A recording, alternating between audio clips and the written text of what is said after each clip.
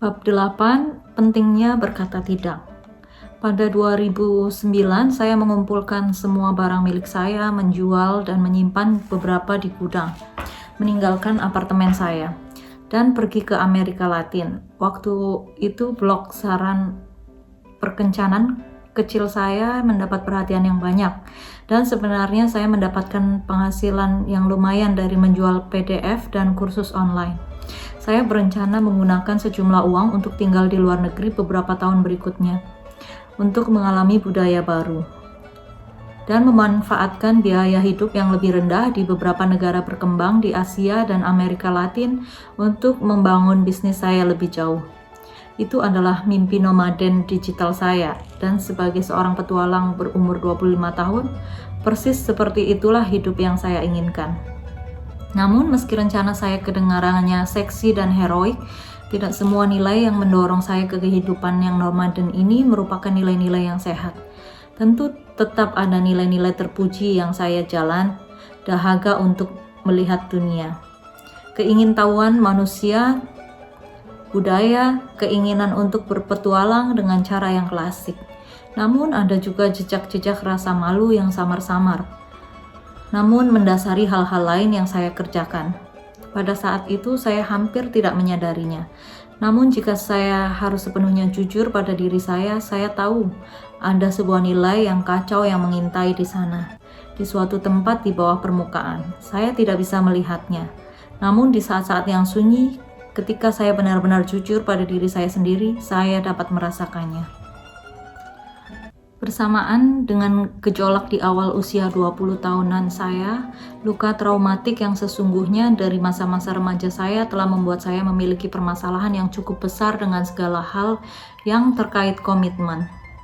Saya telah menghabiskan beberapa tahun terakhir untuk menebus segala kekurangan dan kegusaran sosial di masa remaja saya, dan sebagai hasilnya saya semacam merasa berhak untuk bertemu dengan siapapun yang saya ingini, berteman dengan siapapun yang saya maui, mencintai siapapun yang saya sukai, bercinta dengan siapapun yang saya ingin. Jadi mengapa saya perlu berkomitmen pada satu orang saja, atau bahkan kelompok sosial tunggal, satu kota, atau negara, atau budaya? Jika saya bisa mengalami semuanya secara rata, saya harus mengalami semuanya, kan? Dibakar oleh hasrat yang menggelora untuk terhubung dengan dunia luas, saya keluyuran di sebuah pulau penjuru benua dan samudera seperti layaknya orang bermain jingkat. Namun dalam skala global selama lebih dari 5 tahun, saya mengunjungi 55 negara, berteman dengan puluhan orang dan mendapati diri saya dalam pelukan beberapa kekasih. Semuanya cepat tergantikan dan beberapa sisanya langsung terlupakan dalam penerbangan berikutnya ke negara selanjutnya. Itu adalah kehidupan yang aneh, penuh dengan pengalaman menembus cakrawala yang fantastis, disertai dengan kenikmatan dangkal yang dirancang untuk membuat mati rasa kesakitan yang ada di dasarnya. Dulu ini terlihat begitu mendalam sekaligus tanpa makna di saat yang bersamaan, dan sekarang masih seperti begitu. Beberapa pelajaran hidup terbaik dan momen yang menentukan jati diri saya alami dalam periode ini. Namun beberapa kesalahan terbesar di mana saya menyia-nyiakan waktu dan energi saya juga terjadi di masa ini juga.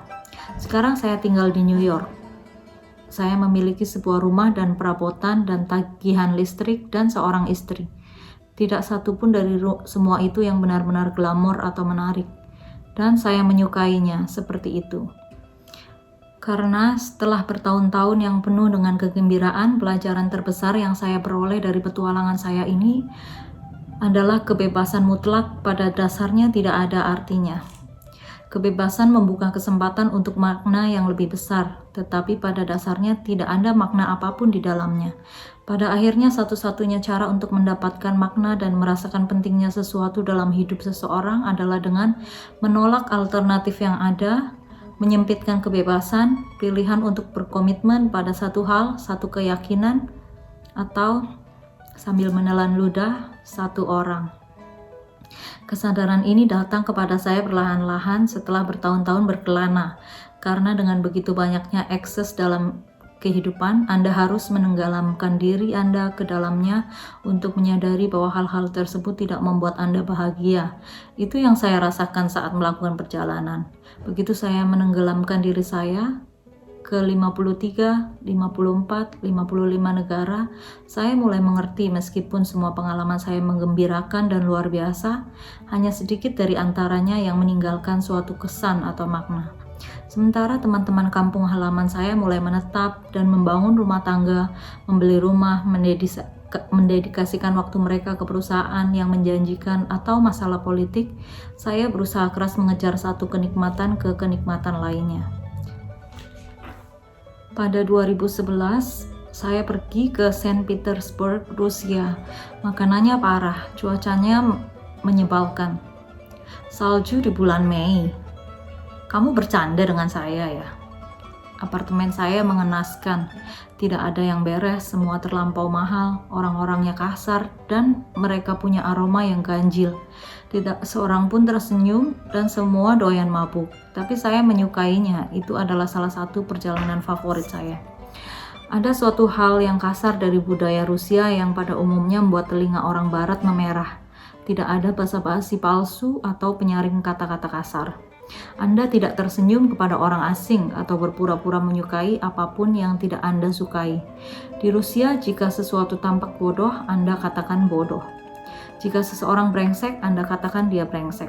Jika Anda sangat menyukai seseorang dan menikmati saat bersamanya, Anda katakan kepadanya bahwa Anda menyukainya dan menikmati saat bersamanya. Bodoh amat apakah orang ini adalah teman Anda, orang asing, atau seseorang yang baru saja Anda jumpai di jalan 5 menit yang lalu. Di minggu pertama saya merasa risih dengan kenyataan ini. Saya mengajak kencan seorang gadis Rusia di sebuah kedai kopi, dan hanya dalam 3 menit duduk dan berbincang, dia geli dan berkomentar bahwa apa yang baru saja saya katakan itu bodoh. Saya hampir tersedak minuman saya. Tidak ada yang agresif dari caranya menyampaikan hal tersebut. Itu diucapkan seperti sebuah fakta biasa, seperti menyampaikan cuaca hari itu atau ukuran sepatunya.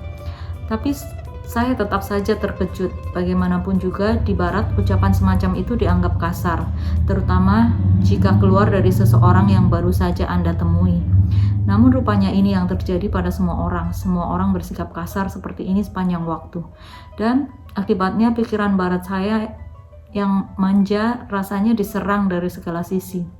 Rasa tidak aman yang sangat mengganggu mulai muncul ke permukaan, didorong situasi-situasi yang tidak pernah ada selama bertahun-tahun. Tetapi minggu-minggu berikutnya saya mulai terbiasa dengan keterus-terangan orang Rusia, matahari yang terbenam di tengah malam, dan vodka yang rasanya seperti air es. Dan kemudian saya mulai menghargai apa yang sebenarnya ada, ungkapan yang jujur, kejujuran dalam kata yang memiliki arti sebenarnya, komunikasi tanpa syarat, tanpa tali kekang, tanpa motif terselubung, bukan karena Anda maunya, bukan juga karena ingin disukai. Entah bagaimana selama bertahun-tahun berkeliling dunia, ini mungkin tempat yang paling tidak bernuansa Amerika, di mana untuk pertama kalinya saya mengalami aroma kebebasan, kemampuan untuk mengatakan apapun yang saya pikir atau rasakan tanpa takut ditolak. Ini adalah sebuah bentuk kebebasan yang aneh dengan cara menerima penolakan. Dan sebagai seseorang yang haus akan ungkapan tanpa basa-basi, seperti ini sepanjang hidupnya. Pertama karena kehidupan keluarga yang ditekan secara emosional, kemudian oleh tampikan percaya diri palsu yang direkayasa secara teliti, saya jadi mabuk ya. Rasanya seperti habis menenggak vodka terbaik yang pernah ada. Sebulan yang saya habiskan di Saint Petersburg terasa cepat dan rasanya tidak ingin meninggalkan kota ini. Berkelana merupakan alat pengembangan diri yang fantastis karena melepaskan diri Anda dari nilai-nilai budaya Anda dan menunjukkan kepada Anda bahwa masyarakat lain dapat hidup dengan nilai yang sangat berbeda dan masih berfungsi dengan baik dan tidak membenci diri mereka sendiri. Pembukaan mata terhadap nilai budaya dan ukuran yang berbeda ini bisa memaksa Anda untuk menguji kembali apa yang kelihatannya sudah jelas dalam hidup Anda dan untuk mempertimbangkan apa yang mungkin bukan menjadi cara terbaik untuk hidup.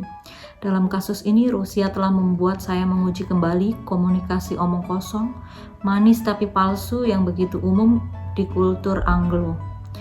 dan bertanya kepada diri saya sendiri, tidakkah hal ini entah bagaimana justru membuat kita merasa semakin tidak aman berada di antara orang-orang dan makin memperburuk keintiman. Saya ingat membahas dinamika ini dengan guru Rusia saya pada suatu hari. Dia punya satu teori yang menarik karena hidup di bawah komunisme selama beberapa generasi dengan rendahnya hingga tidak ada peluang ekonomi dan dikungkung oleh budaya ketakutan, masyarakat Rusia menemukan bahwa mata uang yang paling bernilai adalah kepercayaan.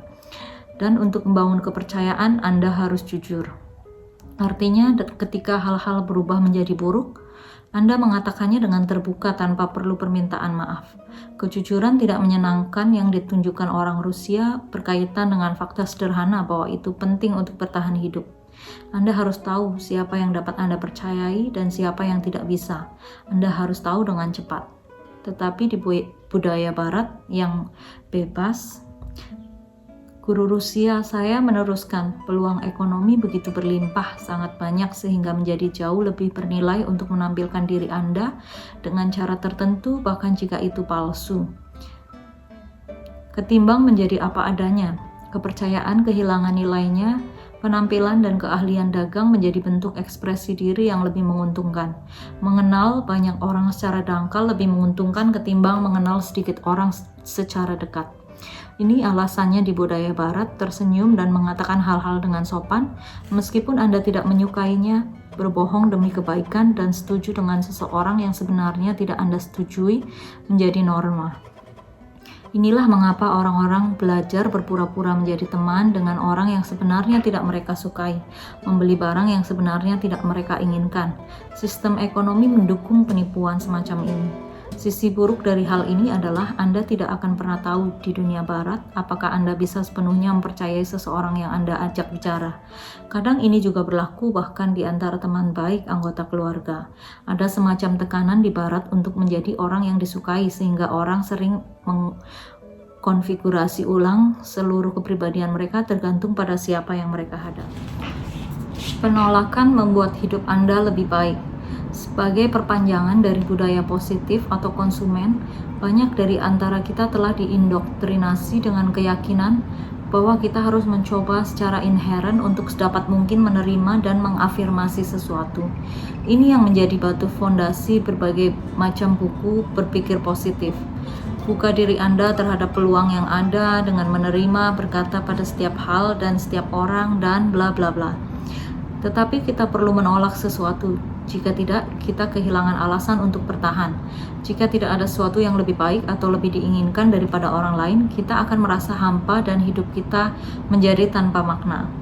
Kita hidup tanpa nilai dan akibatnya kita menghidupi kehidupan tanpa tujuan. Menghindari penolakan, baik memberi atau menerima penolakan, sering ditawarkan kepada kita sebagai jalan untuk membuat diri kita merasa lebih baik. Tetapi menghindari penolakan memberi kita kenikmatan sesaat yang membuat kita tanpa kemudi dan tanpa arah dalam jangka panjang. Untuk sungguh mengapresiasi sesuatu, Anda harus membatasi diri Anda sendiri. Ada tingkat kegembiraan dan makna tertentu yang akan Anda raih dalam kehidupan, hanya jika Anda menghabiskan puluhan tahun membina satu hubungan tunggal, satu karya tunggal, satu karir tunggal, dan Anda tidak bisa mencapai investasi tahunan itu tanpa menolak alternatif yang ada. Tindakan memilih sebuah nilai untuk diri sendiri menuntut Anda untuk menolak nilai-nilai dari pilihan lain. Jika saya memilih untuk membuat pernikahan saya menjadi bagian yang paling penting dalam hidup saya, artinya saya memilih untuk tidak mengadakan pesta orgi dengan pelacur lengkap dengan kokain sebagai bagian yang penting dalam hidup saya. Jika saya memilih untuk menilai diri saya berdasarkan kemampuan saya untuk terbuka dan menerima pertemanan, artinya saya menolak untuk mengata-ngatai mereka di belakang. Itu semua adalah pilihan yang sehat dan menuntut penolakan di setiap langkahnya. Intinya kita semua harus peduli terhadap sesuatu untuk menghargai sesuatu. Dan untuk menghargai sesuatu, kita harus menolak apa yang bukan sesuatu-sesuatu tersebut. Untuk menilai X, kita harus menolak non-X. Penolakan tersebut merupakan sebuah bagian yang inheren dan penting demi memelihara nilai-nilai kita. Demikian pula identitas kita ditentukan oleh apa yang kita tolak. Dan jika kita tidak menolak sesuatu, pada dasarnya kita tidak punya identitas sama sekali. Mungkin karena kita sendiri takut ditolak. Keinginannya untuk menghindari penolakan dengan cara apapun, untuk menghindari konfrontasi dan konflik, keinginan untuk berusaha menerima apapun secara seimbang dan untuk membuat semua hal berpadu dan harmonis merupakan bentuk keegoisan yang dalam dan halus. Orang-orang seperti ini karena mereka merasa berhak selalu merasa baik, menghindar atau menolak apapun, karena jika mereka melakukannya, mereka membuat diri mereka sendiri atau orang lain merasa buruk. Dan karena mereka tidak mau menolak apapun, mereka hidup dalam hidup yang tanpa nilai, disetir kenikmatan dan mematikan diri mereka sendiri. Semua hal yang mereka pedulikan untuk menjaga kenikmatan, sedikit lebih lama untuk menghindari kegagalan yang tidak dapat dihindari dalam hidup mereka. Berpura-pura telah mengusir penderitaan. Penolakan adalah keahlian hidup yang penting dan krusial. Tidak ada seorang pun yang ingin terjebak dalam sebuah hubungan yang tidak membuat mereka bahagia. Tidak ada seorang pun yang ingin terjebak melakukan pekerjaan yang mereka benci dan tidak mereka percayai.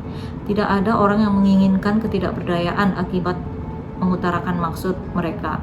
Namun begitu orang-orang memilih hal-hal tersebut sepanjang waktu. Kejujuran adalah kerinduan manusia yang alami, tetapi kejujuran menuntut sebagian dari kita untuk merasa nyaman saat mengatakan dan mendengar kata tidak. Dengan cara ini, penolakan sesungguhnya membuat hubungan kita lebih baik dan kehidupan emosional kita lebih sehat. Batasan. Dahulu kala ada dua anak muda, laki-laki dan perempuan. Keluarga mereka saling membenci. Namun pemuda itu menerobos ke dalam sebuah pesta yang diadakan keluarga si pemudi.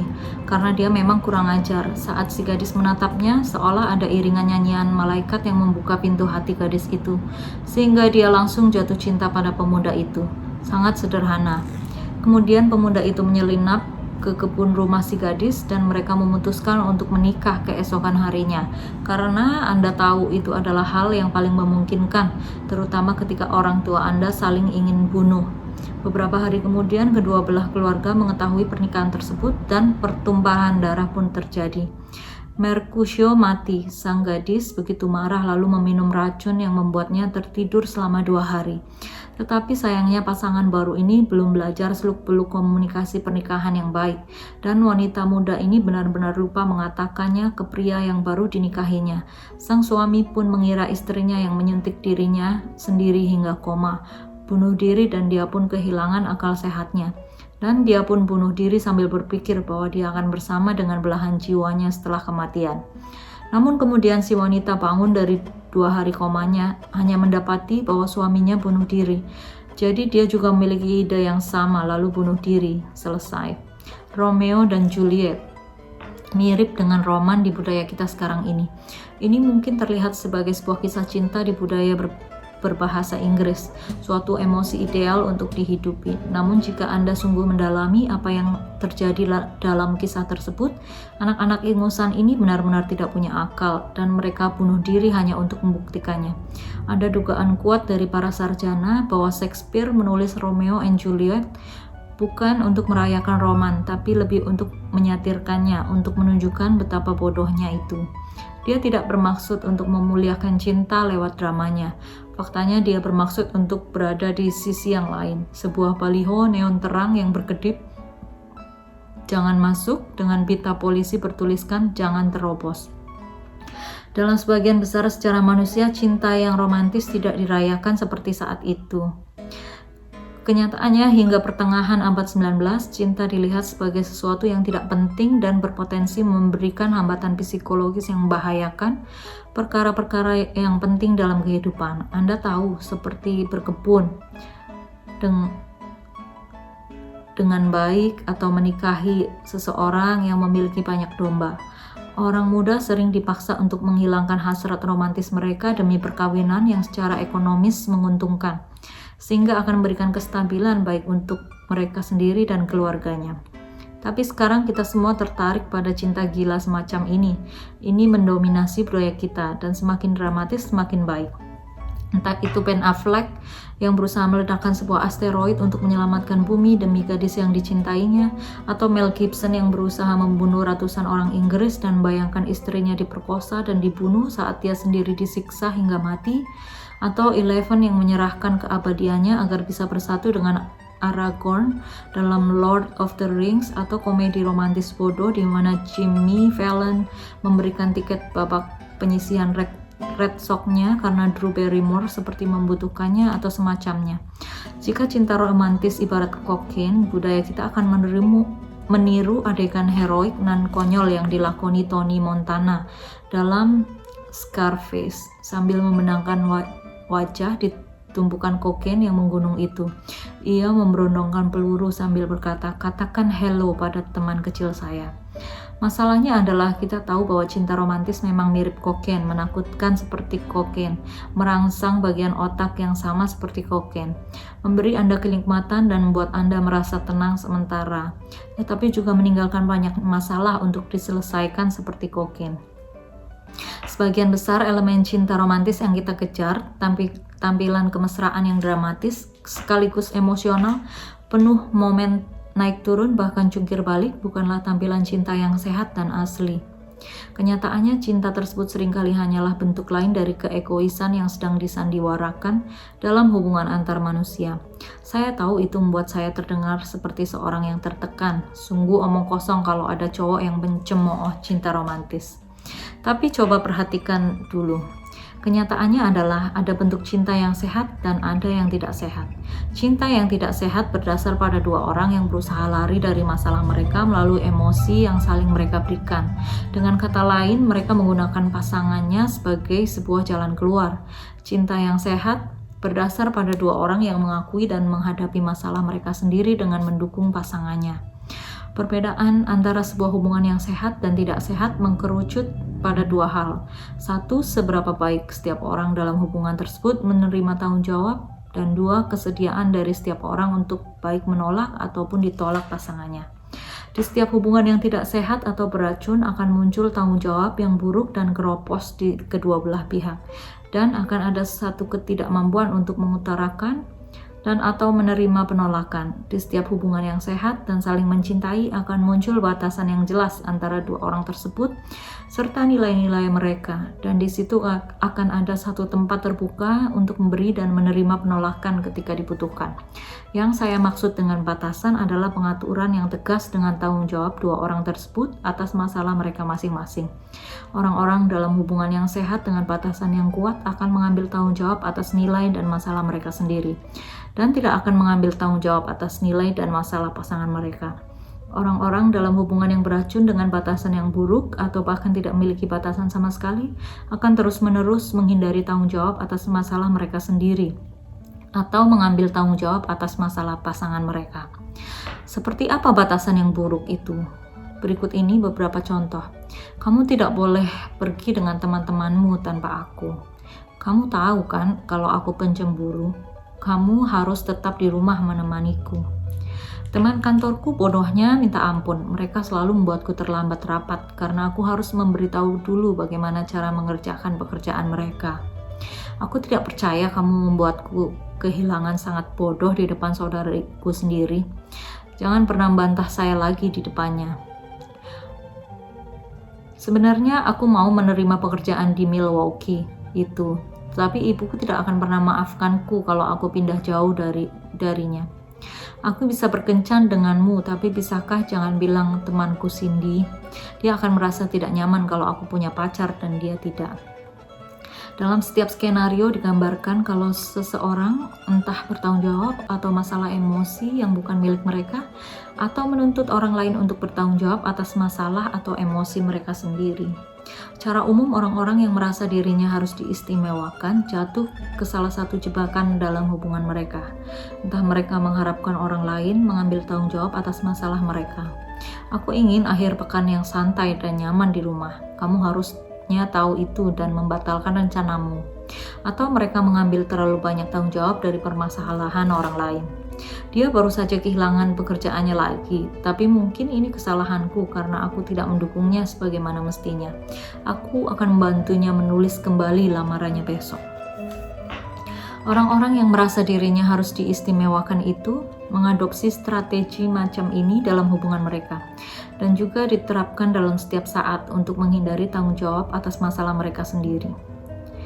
Akibatnya hubungan mereka menjadi rapuh dan palsu, sebab itulah yang mereka dapatkan jika terus memilih menghindari rasa sakit dalam diri mereka, ketimbang memberikan apresiasi dan penghormatan yang asli terhadap pasangan mereka. Ini tidak berlaku untuk hubungan yang romantis, omong-omong, tapi juga untuk hubungan keluarga dan persahabatan. Seorang ibu yang dominan mungkin mengambil tanggung jawab atas semua masalah yang terjadi dalam kehidupan anak-anaknya. Keistimewaan ini kemudian menurun pada anak-anaknya sehingga ketika dewasa, yakin kalau orang lain harus selalu bertanggung jawab atas masalah mereka. Inilah mengapa masalah dalam hubungan romantis Anda anehnya selalu mirip dengan masalah yang menimpa orang tua Anda dulu.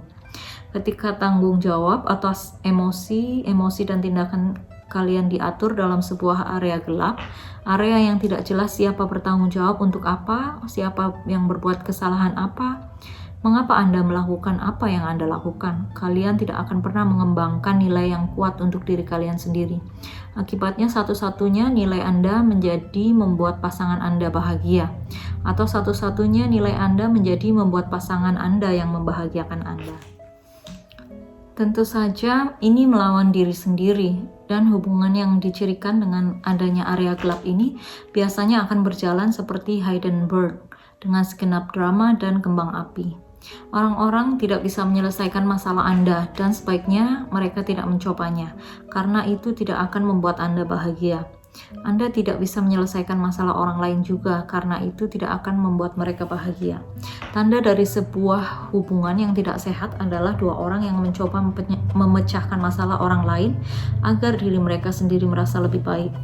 Sebaliknya, suatu hubungan dikatakan sehat ketika dua orang memecahkan masalah mereka sendiri agar keduanya merasa baik.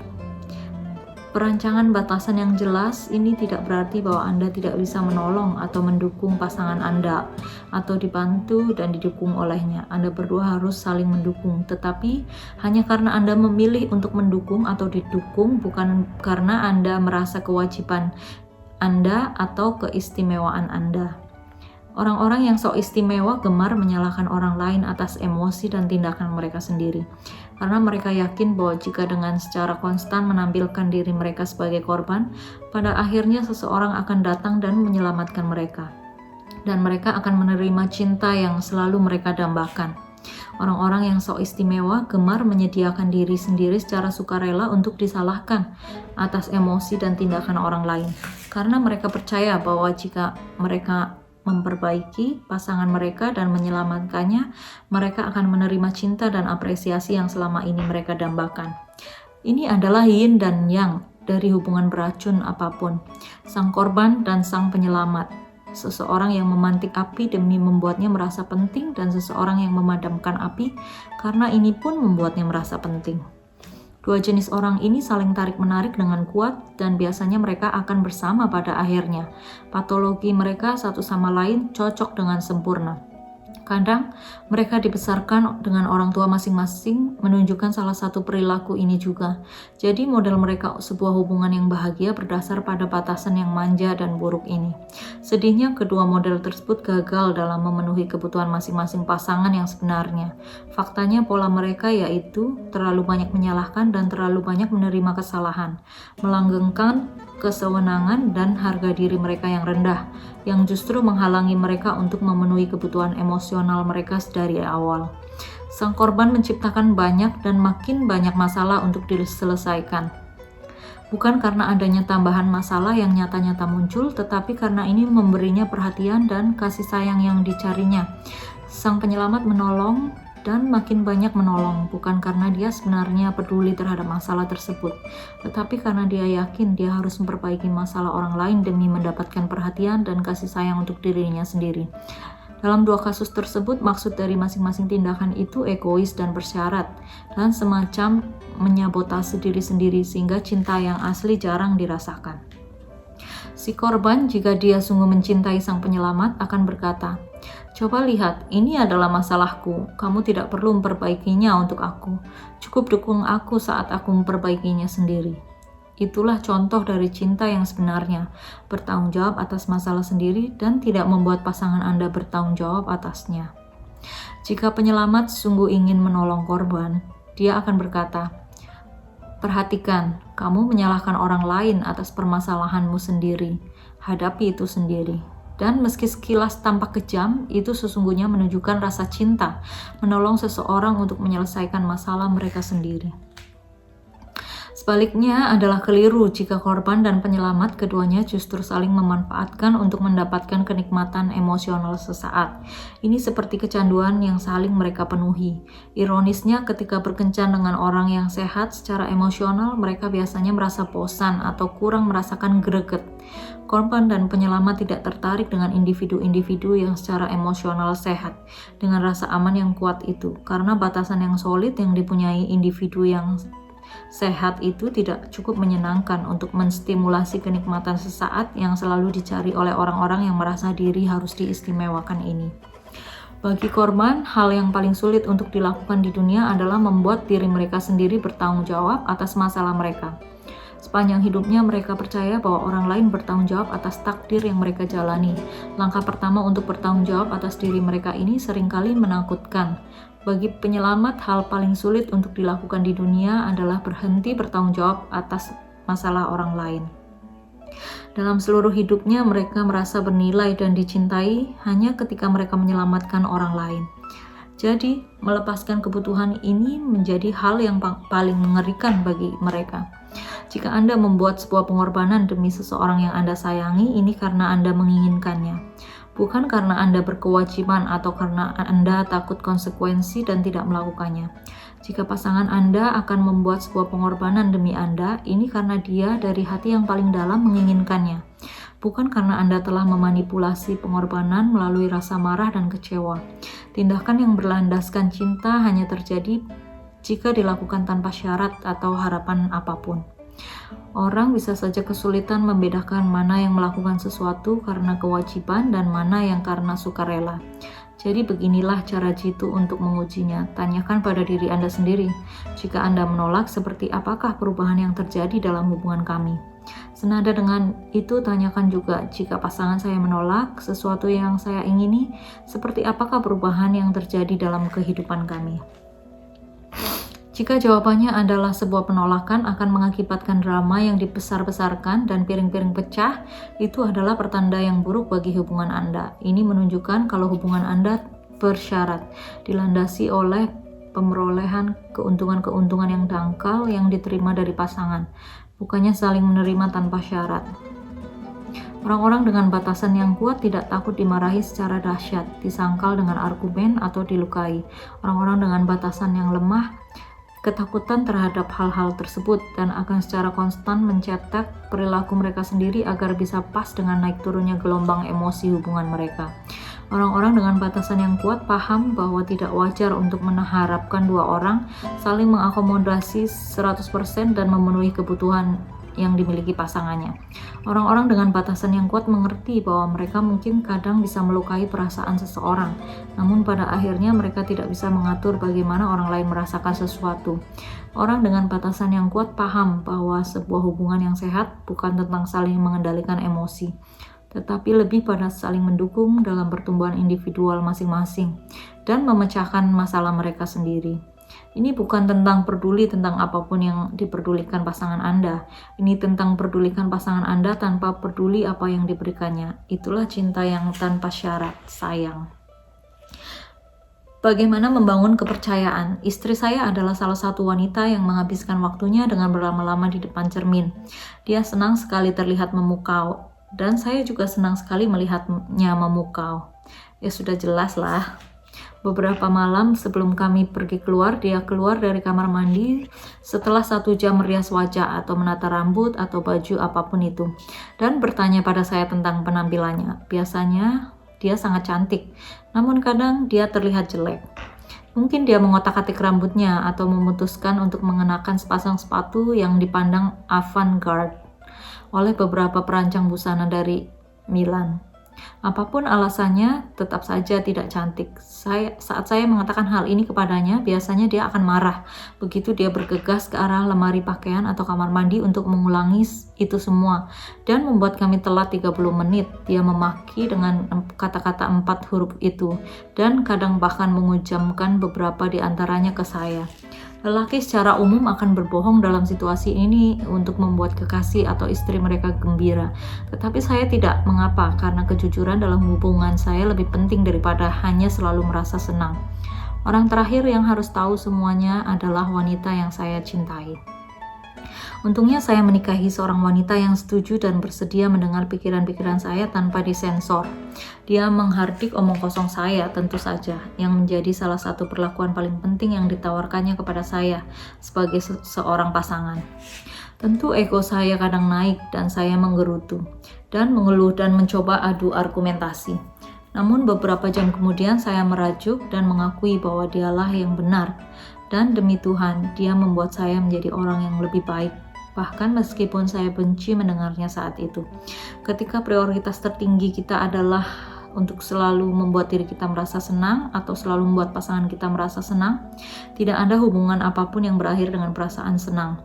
Dan hubungan kita pecah berkeping-keping bahkan tanpa kita sadari. Tanpa konflik tidak ada kepercayaan. Konflik muncul untuk menunjukkan kepada kita siapa yang ada untuk kita tanpa syarat dan siapa yang hanya ada untuk mendapatkan keuntungan. Tidak seorang pun yang mempercayai seseorang yang selalu berkata ya. Jika si panda nyinyir ada di sini, dia akan mengatakan pada Anda bahwa rasa sakit dalam hubungan kita penting untuk memperkuat kepercayaan kita satu sama lain dan menghasilkan keintiman yang lebih besar. Agar hubungan menjadi sehat, kedua belah pihak harus bersedia dan mampu baik untuk mengatakan maupun mendengar kata tidak. Tanpa adanya negasi tersebut, tanpa adanya penolakan, tembok pembatas akan runtuh, sehingga masalah dan nilai seseorang akan mendominasi lainnya. Konflik bukan saja normal, namun sangat penting untuk memelihara suatu hubungan yang sehat. Jika dua orang yang dekat tidak mampu mengeluarkan unek-unek perbedaan secara terbuka dan vokal, hubungan tersebut berdasar pada manipulasi dan salah tafsir, dan perlahan itu akan menjadi racun. Kepercayaan adalah bahan baku paling penting dalam segala jenis hubungan. Alasannya sederhana, tanpa kepercayaan suatu hubungan sesungguhnya tidak berarti apapun.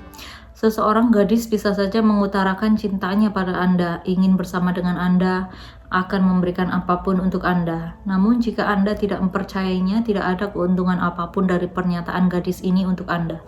Anda tidak akan pernah merasa dicintai. Sampai Anda percaya bahwa cinta yang diungkapkan gadis itu tidak disertai persyaratan khusus ataupun ditempeli embel-embel. Inilah mengapa perselingkuhan berpotensi sangat menghancurkan. Ini bukan soal seks, ini soal kepercayaan yang telah dihancurkan oleh seks. Tanpa kepercayaan, hubungan tidak dapat lagi berfungsi. Jika pilihannya tinggal membangun kembali kepercayaan atau mengucapkan selamat tinggal. Saya sering mendapat surat elektronik dari orang-orang yang telah diselingkuhi oleh pasangannya, tapi ingin tetap bersama dengan orang tersebut dan bertanya-tanya bagaimana mereka dapat mempercayainya lagi.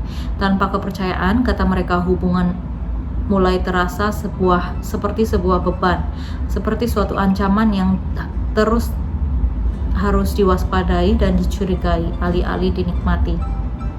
Masalahnya di sini adalah bahwa sebagian besar orang yang tertangkap basah berselingkuh meminta maaf dan mengatakan mantra berikut. Hal ini tidak akan pernah terjadi lagi, dan sesederhana itu. Seakan-akan penis tak sengaja masuk ke lubang yang berbeda-beda, benar-benar tanpa kesengajaan. Banyak korban perselingkuhan menerima respon ini mentah-mentah dan tidak mempertanyakan nilai dan perbuatan yang dilakukan oleh pasangannya. Mereka tidak bertanya pada diri mereka sendiri apakah nilai dan perbuatan tersebut menjadikan pasangan mereka orang yang baik untuk diajak hidup bersama. Mereka begitu fokus untuk mempertahankan hubungan mereka sehingga mereka gagal untuk menyadari bahwa ini menjadi lubang hitam yang menelan harga diri mereka. Perselingkuhan disebabkan oleh adanya sesuatu yang lebih penting ketimbang hubungan yang mereka miliki, bisa saja kekuasaan terhadap pasangan lain. Mungkin pembuktian diri lewat seks atau memuaskan syahwat mereka sendiri. Apapun itu, jelas bahwa nilai yang dimiliki orang yang sedang berselingkuh tidak sejalan dengan cita-cita demi sebuah hubungan yang sehat.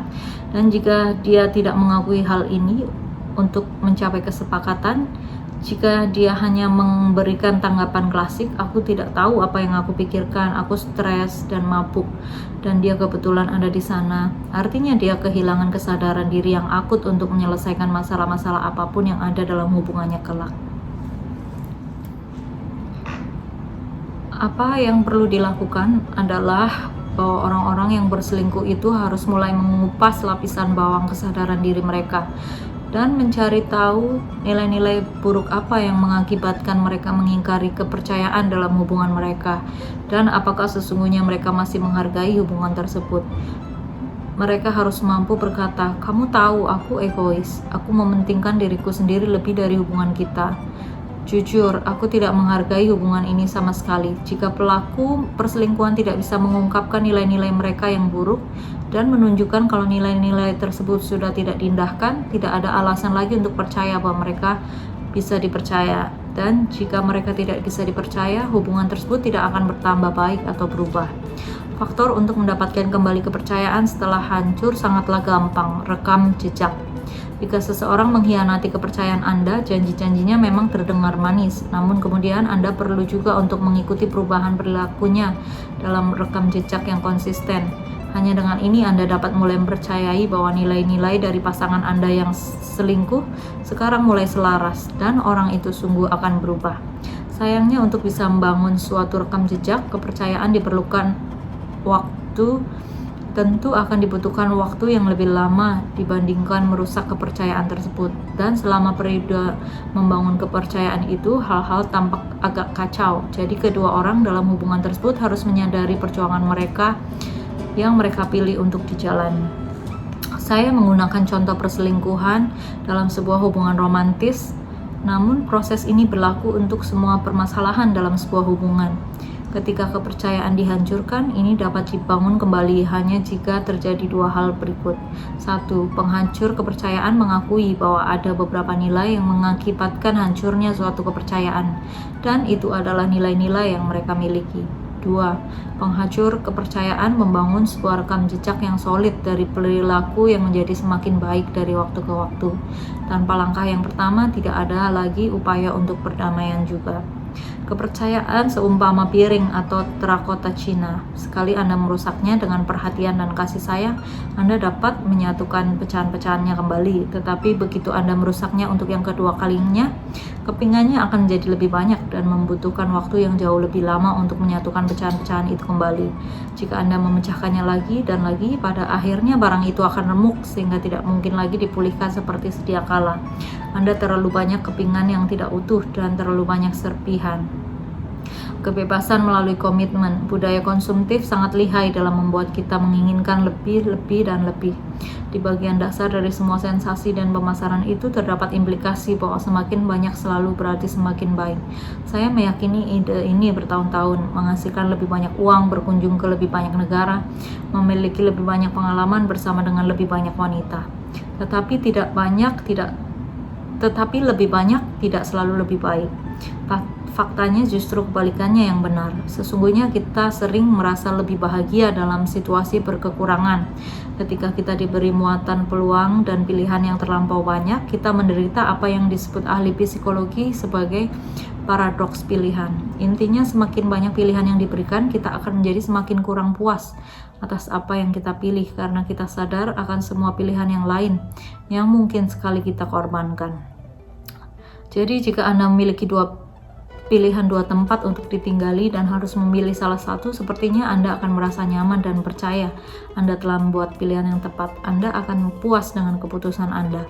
Namun jika Anda memiliki pilihan 28 tempat untuk ditinggali dan harus memilih salah satu, paradoks pilihan mengatakan bahwa Anda sepertinya akan melalui waktu bertahun-tahun menyakiti diri sendiri, meragukan diri sendiri, mempertanyakan diri sendiri, bertanya-tanya apakah Anda sungguh telah membuat pilihan yang tepat, apakah Anda sungguh telah memilih kebahagiaan yang paling maksimal.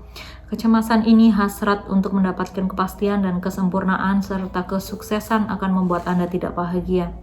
Jadi apa yang kita lakukan? Jika Anda seperti saya dulu, Anda menghindar untuk memilih apapun, Anda berusaha agar pilihan-pilihan Anda tetap terbuka selama mungkin, Anda menghindari komitmen. Di sisi lain, membaktikan diri secara mendalam terhadap satu orang, satu tempat, satu pekerjaan, satu kegiatan saja mungkin akan menghalangi kita dari banyak sekali pengalaman yang ingin kita cicipi. Namun mengejar pengalaman sebanyak-banyaknya justru akan menghalangi kita dari kesempatan untuk mengalami nikmatnya kedalaman suatu pengalaman. Ada beberapa pengalaman yang hanya bisa Anda rasakan jika Anda telah tinggal di tempat yang sama selama 5 tahun. Ketika Anda hidup dengan orang yang sama selama 1 dekade. Saat Anda telah bekerja sama dengan keahlian atau keterampilan yang sama separuh hidup Anda. Sekarang, saya di usia menginjak 30-an, yang mana akhirnya saya dapat mengenali komitmen tersebut dengan caranya sendiri, menawarkan kepada Anda sebuah kesempatan yang kaya dan pengalaman yang tidak pernah ada di masa saya, dimanapun saya berada dan apapun yang saya lakukan.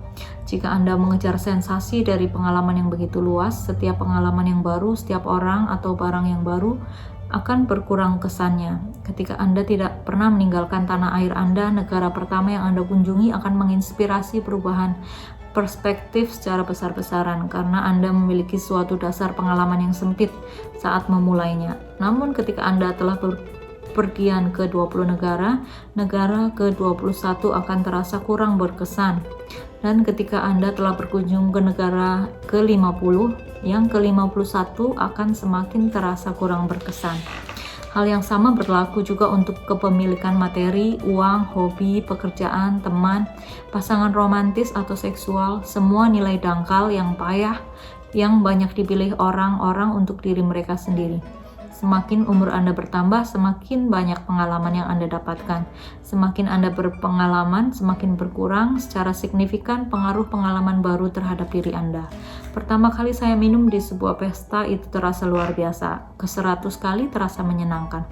Ke-500 kali mulai terasa seperti akhir pekan yang biasa saja. Dan ke-1000 kali terasa membosankan, tidak penting. Kisah besar saya secara pribadi beberapa tahun belakang ini tentang kemampuan saya untuk membuka diri terhadap komitmen. Saya telah memilih untuk menolak semuanya. Hanya tinggal orang-orang dan pengalaman dan nilai-nilai terbaik dalam hidup saya. Saya menghentikan semua proyek bisnis saya dan memutuskan untuk fokus menulis. Sejak itu situs web saya menjadi jauh lebih terkenal ketimbang yang bisa saya bayangkan. Saya telah berkomitmen pada satu wanita untuk jangka waktu yang lama dan saya terkejut. Saya menyadari bahwa ini jauh lebih berharga ketimbang putus nyambung atau kencan satu malam yang biasa saya lakukan dulu. Saya telah berkomitmen terhadap satu lokasi geografis dan itu membuat hubungan saya menjadi lebih berarti, asli, dan sehat berlipat ganda. Dan apa yang telah saya temukan adalah sesuatu yang sungguh berlawanan dengan intuisi, bahwa ada kemerdekaan dan kebebasan dalam komitmen. Saya telah menemukan peluang yang meningkat dan hal-hal positif saat menolak berbagai alternatif dan pengalih perhatian dari apa yang telah saya pilih. Sehingga menjadi benar-benar berarti. Komitmen memberi Anda kebebasan karena perhatian Anda tidak lagi teralihkan oleh hal-hal yang tidak penting dan tidak karuan. Komitmen memberi Anda kebebasan karena ini mengasah perhatian dan fokus Anda, mengarahkannya kepada apa yang paling efisien untuk membuat Anda sehat dan bahagia. Komitmen membuat pembuatan keputusan lebih mudah dan menghilangkan setiap ketakutan akan kehilangan. Mengetahui bahwa apa yang sudah Anda miliki tidak cukup baik, mengapa Anda bahkan stres mengejar sesuatu yang lebih lagi.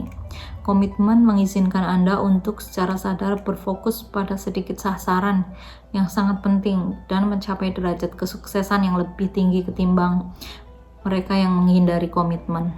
Dengan cara ini, penolakan terhadap beberapa alternatif membebaskan kita penolakan terhadap hal-hal yang tidak selaras dengan nilai-nilai yang paling penting dengan ukuran yang kita pilih, penolakan terhadap pengejaran yang konstan terhadap luasnya pengalaman dan bukan dalamnya pengalaman.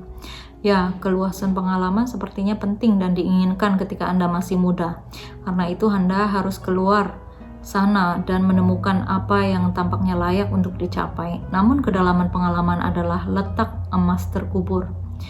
Dan Anda harus tetap berkomitmen terhadap sesuatu dan terus menggalinya. Itulah hubungan yang sejati dalam karir, dalam membangun gaya hidup yang luar biasa, dan dalam apapun juga. Oke, akhirnya kita selesai juga di bab 8 buku Seni untuk Bersikap Masa Bodoh. Dan kita masih punya satu bab lagi untuk membacanya, dan besok saya akan lanjutkan baca bab terakhir, bab 9 ya. Dan selanjutnya saya akan baca-baca buku lagi yang di request oleh teman-teman ya. Aku harap kalian tetap menyimak video channel-channel aku berikutnya. Terima kasih atas dukungannya. God bless you. Thank you.